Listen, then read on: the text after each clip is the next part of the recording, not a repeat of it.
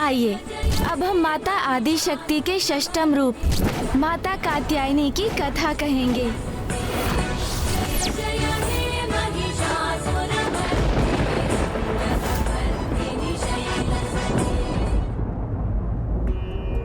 संवाद तभी संभव है जब दोनों पक्ष एक दूसरे को अपना मत प्रकट करने का पूर्ण अधिकार दें। किंतु जब हमारा विशुद्ध चक्र बाधित होता है तब हमें अपना मत श्रेष्ठ प्रतीत होता है और हम दूसरे के विचारों को सदा असत्य मानकर उन्हें नकार देते हैं। मैं महादेव से प्रश्न पर प्रश्न पूछता गया और उन्होंने निष्ठा और सत्यता से मेरे सभी प्रश्नों के उत्तर दिए, किंतु मैंने एक बार भी ये ज्ञात करने का प्रयास नहीं किया कि उनके मन में क्या है। किंतु ऐसा क्यों किया मैंने? स्वामी, आरती का समय हो गया है। जिस प्रकार स्कंद माता ने उचित प्रशिक्षण एवं मार्गदर्शन से कुमार कार्तिकेय के श्रेष्ठतम गुणों से युक्त उनके सर्वोत्तम स्वरूप को उजागर करने में उनकी सहायता की, उसी प्रकार यदि कोई भक्त पूर्ण निष्ठा एवं भक्ति से अभी स्कंद माता की अर्चना करे तो माता अपने आशीष से उनके श्रेष्ठतम गुणों को जागृत कर उनके व्यक्तित्व को संवार देती है। उनके आत्म संदेह को मिटाकर उन्हें ऐसा आत्मविश्वास प्रदान करती है जिससे वो सभी बाधाओं पर विजय प्राप्त करने में समर्थ हो जाते हैं।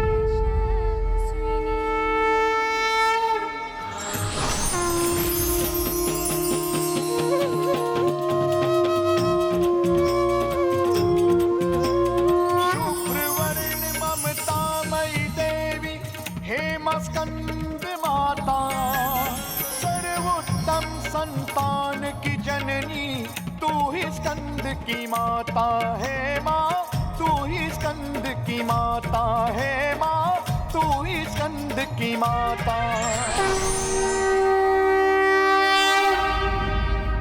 कल नवरात्रि का षष्ठम दिवस है। कल हम माता के छठे रूप माता कात्यायनी की कथा सुनेंगे और जानेंगे कि कैसे माँ ने जगत कल्याण हेतु अपने स्वामी महादेव का वियोग दुख सहा था।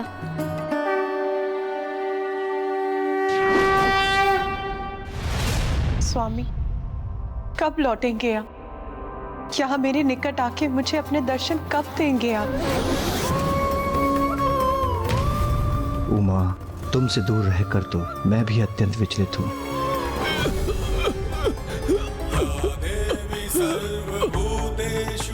महादेव, महादेव, दर्शन दीजिए महादेव, दर्शन दीजिए महादेव।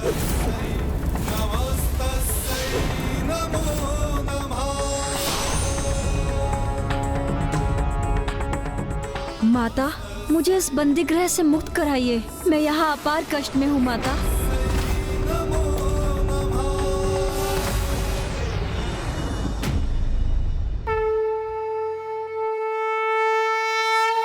माता, स्कंद माता की महाकथा में आपको अब तक ज्ञात हुआ कि किस प्रकार कुमार कार्तिकेय का जन्म हुआ और किस प्रकार माँ आदि शक्ति ने उन्हें प्रशिक्षित कर उन्हें सबल बनाया।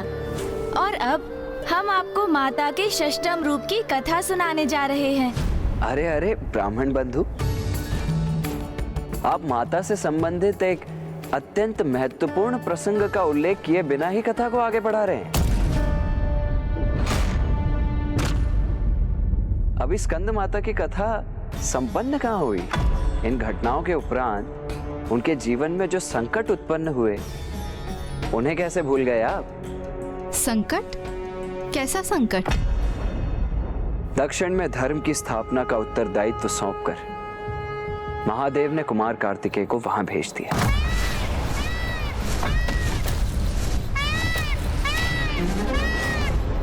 जिसके उपरांत पुत्र वियोग उन्हें सताने लगा और मैं पूर्ण विश्वास से कह सकता हूं कि अपने श्रेष्ठ एवं सर्वाधिक प्रिय पुत्र के वियोग की पीड़ा को मिटाने के लिए ही उन्होंने गणेश जी को उत्पन्न करने का निर्णय लिया। अर्थात गणेश जी का जन्म हुआ। तो ब्राह्मण बंधु ये बताइए, तो ये संकट कैसे हुआ? अरे आपको ज्ञात नहीं ब्राह्मण बंधु, गणेश जी तो कुमार कार्तिकेय के विपरीत बहुत ही नटखट थे, नटखट भी और उद्दंड भी। जहाँ कुमार कार्तिकेय मेधावी थे, बुद्धिमान थे और धैर्यवान थे, वहीं गणेश जी इतने उद्दंड थे कि उन्हें तो समझाना ही अत्यंत कठिन होता था।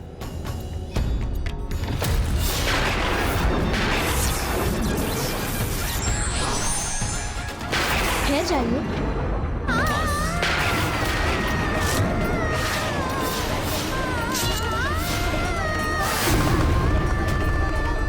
गज का मुख लगने के पश्चात गणेश जी का रूप पूर्ण हुआ। माता पार्वती ने उन्हें भी शिक्षा के साथ सुसंस्कार प्रदान किए और माता के उचित मार्गदर्शन के कारण ही उन्हें प्रथम पूज्य पद की प्राप्ति भी हुई।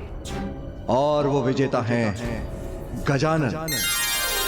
प्रथम पूज्य गणेश की, प्रथम पूज्य गणेश की। प्रत्येक माता का एक ही लक्ष्य होता है कि वो अपनी संतान में उन सभी गुणों योग्यताओं का समावेश कर सके जिससे वो जीवन में श्रेष्ठता और सफलता प्राप्त कर सके। और माता ने स्कंद माता रूप में समर्पण और निष्ठा से माता होने का दायित्व निभाया। और इस प्रकार समाप्त होता है माता स्कंद की कथा। आइए अब हम माता आदि शक्ति के षष्ठम रूप माता कात्यायनी की कथा कहेंगे।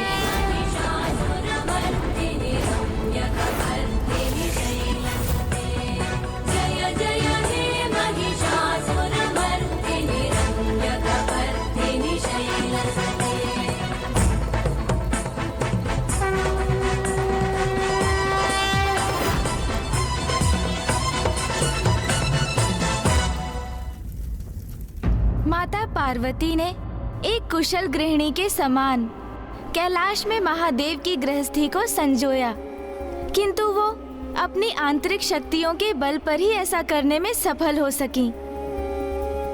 किंतु स्त्री शक्ति उसके गृह की सीमाओं से नहीं बंधी होती है। समय आने पर अपने गृह और परिवार के साथ साथ महान त्याग कर, यहाँ तक कि अपने पति और संतानों से दूर रहने का कष्ट सहकर भी संसार के संकट और दुख हरने के लिए तत्पर रहती हैं। सत्य है ब्राह्मण देवता, स्त्री के त्याग और बलिदान की कोई सीमा नहीं है।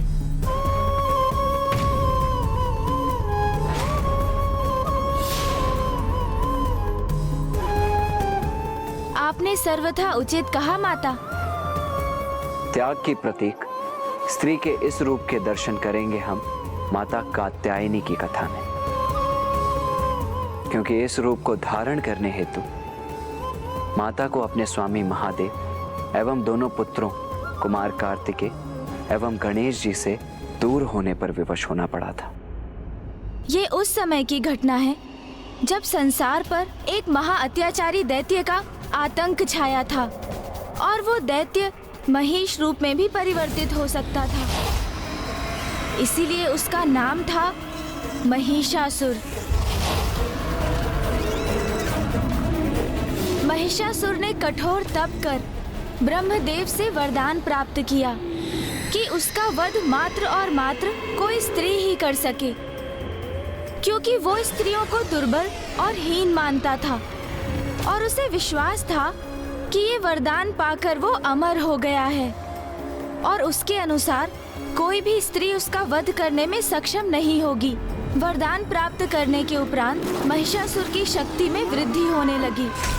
उसने देवताओं को पराजित किया, त्रिलोक पर अपनी विजय प्राप्त की और संसार में महिषासुर का आतंक छा गया। जहां एक ओर महिषासुर के आतंक से संपूर्ण सृष्टि में त्राहिमाम का स्वर गूंज उठा था, वहीं दूसरी ओर उसका वध करने हेतु माता ने ऋषि कात्यायन के घर उनकी पुत्री कात्यायनी के रूप में जन्म लिया। ये भी माता की ही लीला थी। माता कात्यायनी ऋषि कात्यायन की पुत्री थी, इसीलिए उन्हें इस रूप में देवी कात्यायनी के नाम से जाना गया। जबकि दूसरी ओर समस्त सृष्टि महिषासुर के आतंक से त्राहिमाम त्राहिमाम कर उठी थी। तब समस्त देवता माता कात्यायनी के समक्ष पहुँचे और उनसे महिषासुर का वध करने का अनुरोध किया। समस्त देवताओं को, हम त्रिदेवों को, समस्त जगत को आपकी आवश्यकता है। एकमात्र आप ही महिषासुर का वध कर सकती हो। महादेव के आवाहन पर सृष्टि के कल्याण हेतु माता ने कात्यायनी अवतार लिया। देवताओं ने अपनी समस्त शक्तियाँ एवं अस्त्र माता कात्यायनी को प्रदान किए और फिर माता कात्यायनी सिंह पर आरूढ़ होकर विंध्याचल पर्वत की ओर प्रस्थान कर गईं। विंध्याचल पर्वत? वहाँ क्यों गई माता? क्योंकि बड़े से बड़े पापी को सुधरने का एक अवसर प्रदान करती है माता। किंतु निरंकुश महिषासुर कहाँ संभलने वाला था, इसीलिए अब उसका अंत निकट ही था और माता भी उचित समय की ही प्रतीक्षा कर रही थी।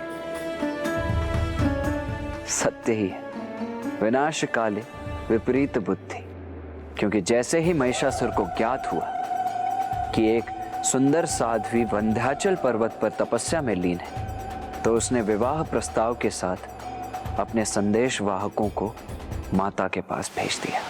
जाओ, विंध्याचल जाकर मेरा प्रस्ताव दो उस कात्यायनी को।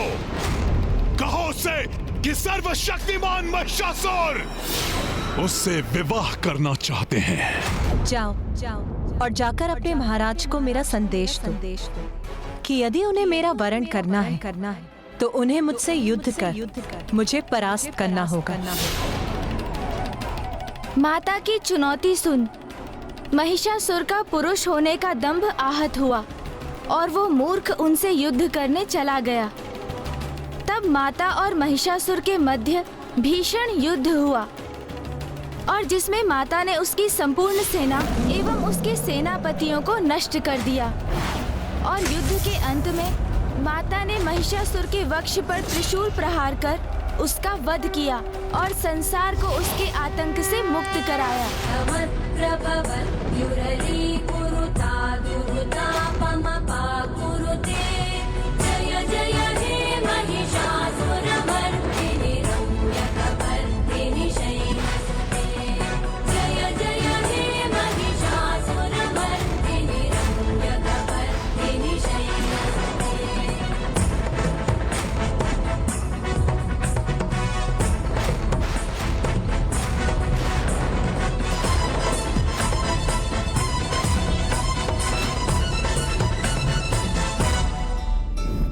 आइए अब हम अपने षष्टम चक्र अजना चक्र पर ध्यान केंद्रित करते हैं, जो हमारे नेत्रों के ऊपर दोनों भ्रिकुटियों के मध्य बिंदु पर स्थित है।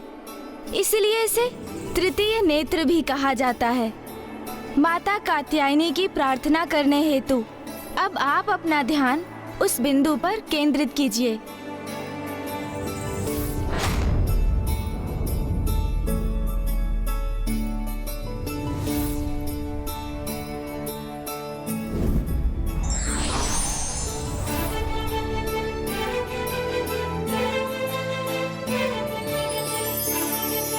अब मेरा स्वयं से साक्षात्कार हो रहा है।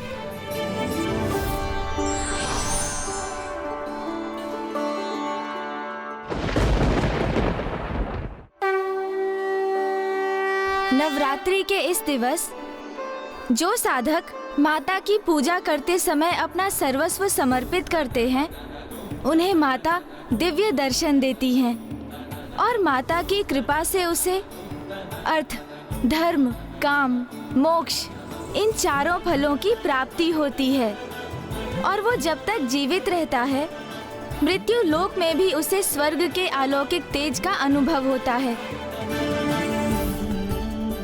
और पूर्ण भक्ति एवं निष्ठा भाव से जो भक्त माता की पूजा करते हैं, उनके जीवन से शोक, संताप, भय सदा सदा के लिए दूर हो जाते हैं और वो साथ ही जन्म जन्मांतर के पापों से मुक्ति प्राप्त करता है। अब हम माता कात्यायनी की आरती करेंगे।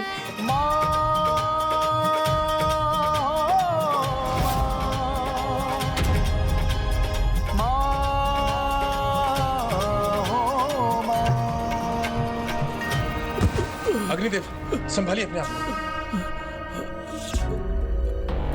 अग्निदेव, संभालिए, आइए, संभालिए अपने आप को। ब्रह्मदेव, नारायण, हम सभी देवता दुर्बल हो गए। कृपा कुछ कीजिए प्रभु, कुछ कीजिए। ये तो बहुत दुख की बात है कि यहाँ आप देवताओं की ऐसी दुर्दशा हो रही है और वहां वेद माता भी अपार कष्ट में है।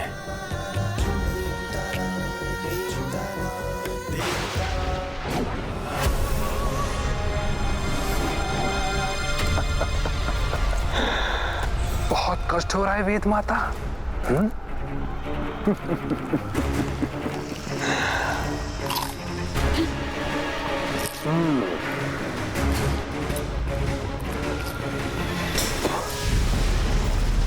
बहुत दुर्बल हो गई तुम वेद माता। बड़े दुख की बात है। मुझे यहाँ से मुक्त करो दुर्गमासुर। मुझे यहाँ से प्रस्थान करने दो। वेद माता, तुम्हें मुक्त करूंगा तो संसार में ज्ञान का प्रसार होना पुनः आरंभ हो जाएगा। मनुष्य सदाचारी हो जाएंगे, ईश्वर की पूजा यज्ञ आदि में लीन हो जाएंगे।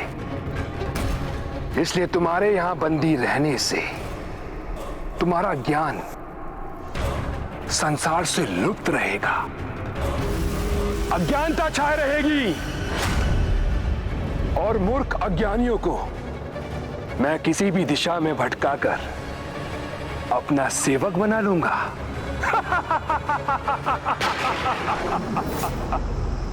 और फिर सभी मुझे दुर्गमासुर को, उस परम शक्तिशाली असुर को अपना ईश्वर मानने के लिए विवश हो जाएंगे।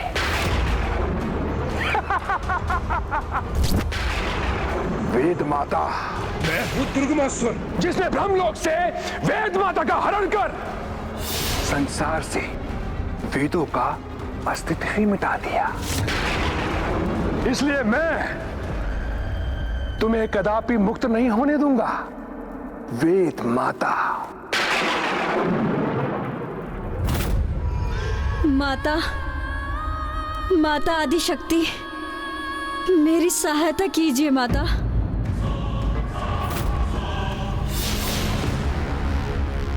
वेद माता, जितनी प्रार्थना करनी है कर लो, किंतु कोई भी माता तुम्हें यहां मुक्त कराने नहीं आ सकती।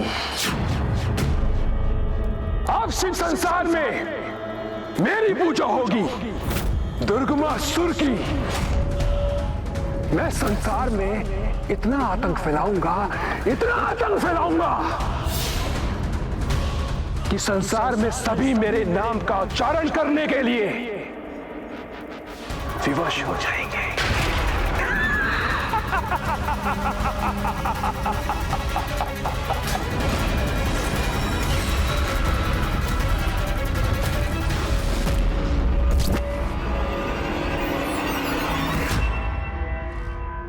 हमारे पास अब समय बहुत ही अल्प है महाराज, इसलिए माता की संपूर्ण कथा का समापन करना होगा हमें, क्योंकि मुझे आभास हो रहा है कि इस समय दुर्गमासुर के कारण संसार में पापाचार बढ़ता ही जा रहा है। यदि शीघ्र ही माता पिता का मिलन ना हो पाया तो उनकी अनुपस्थिति में दुर्गमासुर संसार का अहित पर अहित करता चला जाएगा। इसलिए दुर्गमासुर का वध करने के लिए माता पिता का मिलन होना अति आवश्यक है।